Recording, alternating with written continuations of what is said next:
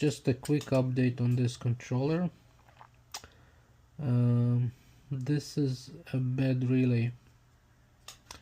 These ones are all tested good. This one is no good. I'm gonna have to see if I can find this relay. I have 3 more relays to test, but this is a bad relay. So I think I might found the issue.